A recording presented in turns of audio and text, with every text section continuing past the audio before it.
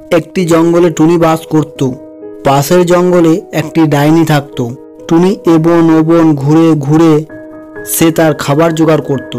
এইভাবে তার দিন সুখেই কাটত। টুনি তার বাসাতে দুটি ডিম পাড়ে। ডিম পেড়ে সে তো অনেক খুশি। তাই টুনি সারাদিন সে তার ডিমে তা দেয়।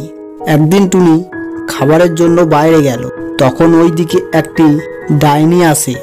এসে সে ওই টুনির ডিম দুটির উপর নজর দেয়। আর সে খেতে যাবে তখন টুনি চলে আসে। তখন ডাইনিটি বলে, আজ তো টুনি চলে এলো, এখন তো আর ডিম খাওয়া হবে না। টুনি দেখতে পেলে সে তো অনেক মারবে। আজ আমি পালাই, অন্যদিন আসবো। এই বলে সে চলে যায়। কয়েকদিন পর ডিম ফুটে দুটি সুন্দর ফুটফুটে বাচ্চা বের হয়। সেটা দেখে টুনি খুব খুশি হয়। একদিন টুনি তার বাচ্চাদেরকে বাসায় রেখে খাবারের জন্য বাইরে যায়। তখন ওই ডাইনিটি সুযোগ বুঝে সেখানে চলে আসে। এসে টুনির বাচ্চা দুটিকে খেয়ে নেয় আর চলে যায়।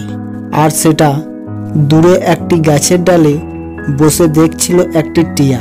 টুনি বাসায় ফিরে এসে দেখে যে তার বাচ্চা দুটি বাসায় নেই। আর সেটা দেখে টুনি খুব কান্নাকাটি করতে লাগে। তখন সেখানে ওই টিয়া আসে।